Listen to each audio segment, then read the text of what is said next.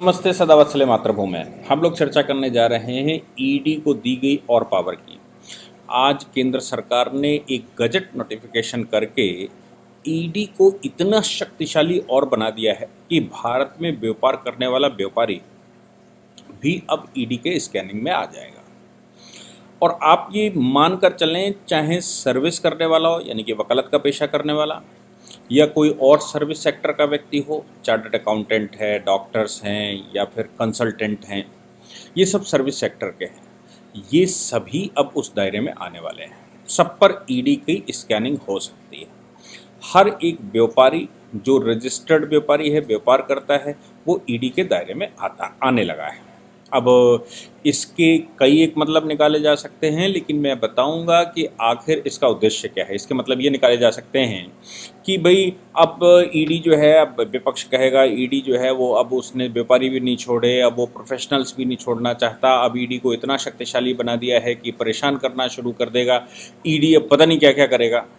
हालांकि मैं आपको बता दूं, prevention of money laundering act, जो धन का शोधन होता है, गलत धन का शोधन होता है, प्रिवेंशन ऑफ मनी लॉन्ड्रिंग में ऑलरेडी ईडी को ये पावर है कि वो किसी को भी जिसके पास धन है और उस धन का हिसाब नहीं है, यानी कि कोई उसने प्रॉपर्टी खरीदी हुई है, कोई बैंक में जमा धन है, कोई वैल्यूएबल्स यानी कि कुछ जेवरात खरीदे हुए हैं, कुछ सिक्योरिटीज खरीदी हुई हैं, वो सभी जब भी ईडी को सूचना मिलती है तो वो उसको पकड़ती है।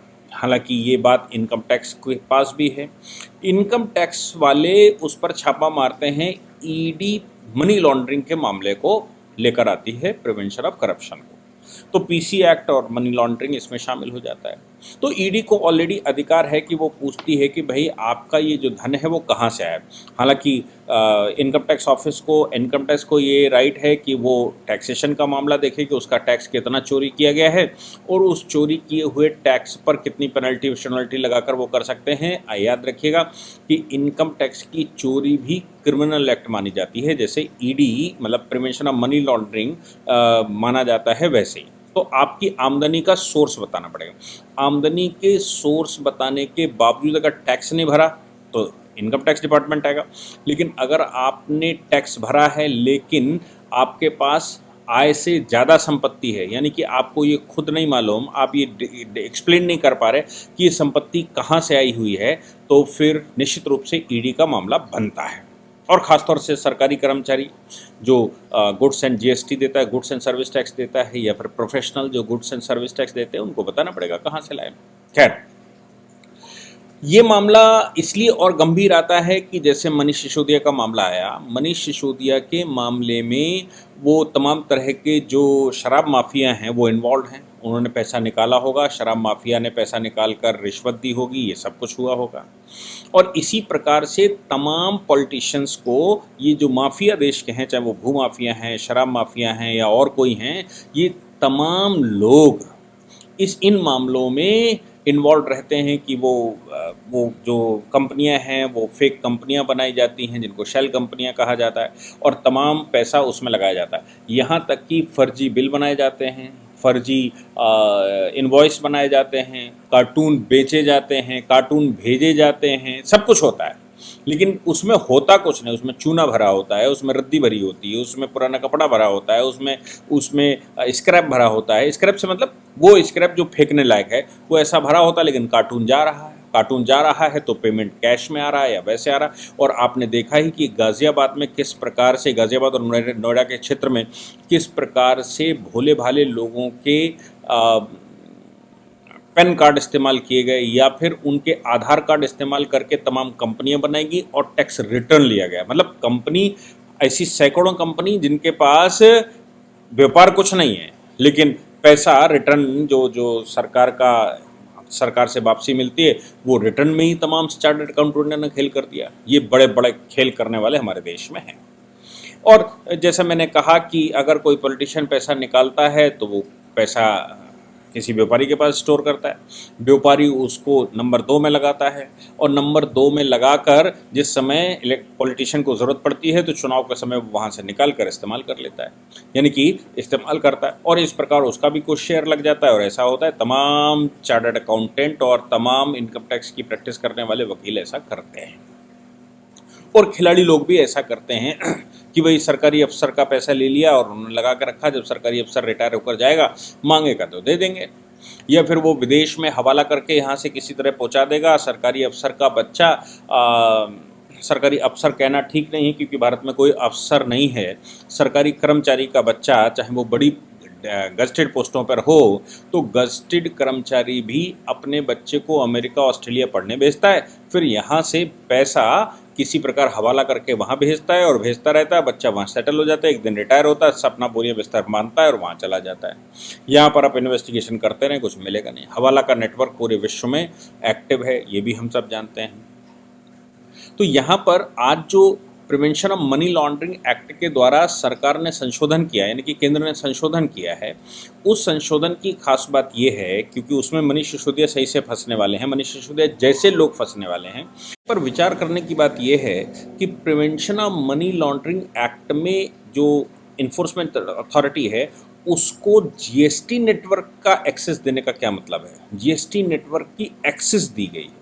अब जीएसटी नेटवर्क की एक्सेस का मतलब ये होता है कि किसी व्यक्ति के पास कोई संपत्ति है, अब वो कहता है कि साहब नंबर 1 में लेकर आए, तो फिर जीएसटी के बिलिंग हुई होगी, जीएसटी के कानून के तहत मतलब उसने व्यापार किया होगा, उस व्यापार से उसके पास करेंसी आई होगी और उसके बाद उसने संपत्ति अर्जित की होगी, उसमें उसने प्रॉफिट दिखाया होगा, इनकम टैक्स दिया होगा। तो अब सवाल ये पड़ता है कि वो व्यापारी जो नेताओं का पैसा लेकर बिल्डिंगों में, स्ट्रक्चर में या अपने व्यापार में लगाता है, उसको सोर्स ऑफ इनकम बतानी पड़ेगी। और जैसे ही जीएसटी नेटवर्क का एक्सेस पूरा का पूरा ईडी के पास चला गया, तो जो ये जो करप्शन है, करप्शन जो आम लोगों के थ्रू होता है, जो व्यापारी के थ्रू होता है या जो दुकानदार के थ्रू होता है या जो काम ही नहीं करता, कोई काम नहीं करता, केवल जीएसटी का रजिस्ट्रेशन उसने ले रखा है और जीएसटी के रजिस्ट्रेशन में वो फर्जी बिलिंग करके और काम इधर का उधर दिखाता रहता है। पैसा लगा है किसी पॉलिटिशियन का, पैसा लगा है किसी जो जो जो कर्मचारी है, गस्टेड कर्मचारी का भी पैसा लगा है, वो तमाम तरह की रिश्वत ले रहा है और रिश्वत लेकर ऐसे लगा रहा है।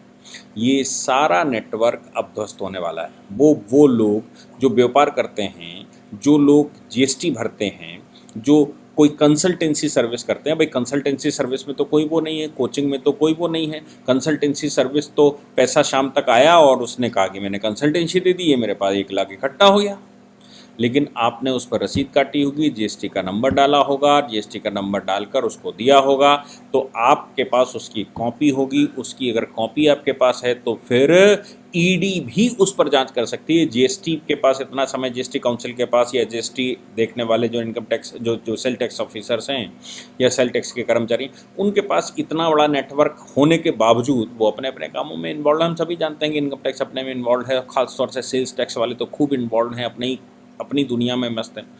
ऐसी परिस्थिति में प्रिवेंशन ऑफ मनी लॉन्ड्रिंग में संशोधन करना, यानी कि इन्फोर्समेंट डायरेक्टरेट ईडी को पावर दे देना, और ईडी को पावर दे देने का मतलब अब भारत में कुछ बचेगा नहीं जो ईडी के दायरे में नहीं आता, और आप सभी को जवाब देना पड़ेगा कि आखिर आप पैसा लाए तो कहाँ से लाए, व्यापार में आपने व्यापार किया तो कैसे किया। जीएसटी के जो कर्मचारी रहते हैं वो भले ही सेटल कर लें क्योंकि उनका एक पैटर्न है, वो सेटल कर लें, लेकिन अब ईडी अगर उस पर चश्मा लगा कर देखेगी तो पॉलिटिशियन तो मरने वाला है, करप्शन तो मरने वाला है, करप्शन करने वालों के ऊपर तो नकेल लगने वाली है। मैं बहुत बार कहता हूँ, लोग सवाल भी करते हैं कि केंद्र में मोदी जी के आने से क्या फ़र्क पड़ा करप्शन के प्रति। देखिए, 200 साल का बिगड़ा हुआ करप्ट नेटवर्क है। स्वतंत्रता के बाद या तो सही हो सकता था, जब हम स्वाधीन हुए तो स्वाधीनता के बाद या तो हम सही कर लेते, स्वाधीनता के बाद हमने सही नहीं किया। 75 वर्ष बीतने के बाद आज की तारीख में वो नेटवर्क इतना स्ट्रांग हो चुका है कि उस नेटवर्क को ऐसे नहीं तोड़ा जा सकता। और जिन जिन सरकारों ने तोड़ने की कोशिश की होगी, निश्चित रूप से उनको सरकारें भी गंवानी पड़ी होंगी और उनको बड़ी भारी समस्या का सामना करना पड़ा होगा। बाद में सरकार अगर बदल गई तो उन्हीं कर्मचारियों ने, जो अपने आप को अधिकारी कहते हैं, वही कर्मचारी उन्हीं नेताओं को जेल में डाल देते हैं जिनके संरक्षण में वो काम करते रहे और जिन्होंने संशोधन करने का प्रयास किया। इसलिए स्टेप बाय स्टेप काम चल रहा है। केंद्र की सरकार एक एक स्टेप करके संशोधन कर रही है ताकि आसानी से लोग उसको उसको स्वीकार करते रहें और धीरे धीरे करके करप्शन ख़त्म हो सके। लेकिन करप्शन ख़त्म करना सरकार का उद्देश्य है, इसलिए करप्शन ख़त्म करने के लिए ये आवश्यक है। हालांकि अब इसमें राज्य सरकारें, जो करप्ट राज्य सरकारें रहेंगी, चाहे किसी भी पॉलिटिकल पार्टी की हों, वो निश्चित रूप से इस पर सवाल ये उठाएंगे कि आपने जो जीएसटीएन है, जीएसटी है, वो जीएसटी के स्टेट का भी जीएसटी रहता है, केंद्र का भी जीएसटी रहता है, तो आप हमारे नेटवर्क में कैसे घुस गए? आपने ईडी हमारे यहाँ व्यापारियों में क्यों घुसड़ दी? व्यापारी को ऐसा करना चाहते हैं, आप फला को वैसा करना चाहते हैं, जीएसटी जो भर रहा है सर्विस सेक्टर उसकी समस्या खड़ी करना चाहते हैं। हमारे पास जो कर्मचारी है, देखिए याद रखिए, जीएसटी का मतलब राज्य कर्मचारी उसमें शामिल होते हैं। राज्य कर्मचारी सब जीएसटी के तहत जाएंगे, इनकम टैक्स भी देते हैं। तो फिर ये सर्विस टैक्स है, तो फिर वो रजिस्टर करना पड़ता है या नहीं? अभी राज्य कर्मचारी उसमें आए हैं तो आ जाएंगे बहुत जल्दी। और जो जो कंसल्टेंसी सर्विस करते हैं वो आ जाएंगे, वो आते ही हैं। जैसे एडवोकेट्स आते हैं, जो जो कंसल्टेंसी सर्विस करते हैं, वो सब जीएसटी में आते हैं। तो फिर मेरा मानना ये है, राज्य कर्मचारी इसमें शामिल हो जाएंगे तो उनको बताना पड़ेगा, उनका पैसा किसी पत्नी के नाम से, बच्चे के नाम से, दादा के नाम से, बाबा के नाम से, रिश्तेदार के नाम से, बेनामी ट्रांजैक्शन के नाम से, ये सब पकड़ में आने वाला है। मुझे लगता है एक अच्छा स्टेप।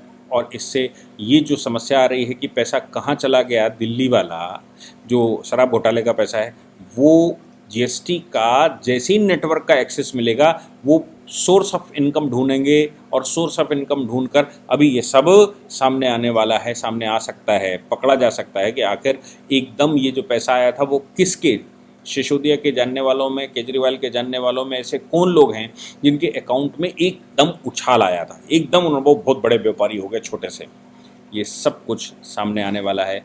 इसलिए अब ये लोग क्या करेंगे? आंदोलन तो कुछ ना कुछ करेंगे, लेकिन मुझे लगता है कि ये गेम जो है वो आवश्यकता के अनुसार, कहते हैं कि आवश्यकता आविष्कार की जननी होती है, तो ये आवश्यकता है और ये आविष्कार हो रहे हैं और इनको एक दूसरे के साथ लिंक किया जा रहा है, जिससे बहुत बड़े देश के नेटवर्क पर प्रभाव पड़ेगा और करप्शन के प्रति लड़ने के लिए शक्ति मिलेगी। जय हिंद, जय पावर, जय हिंद, जय भारत, वंदे मातरम।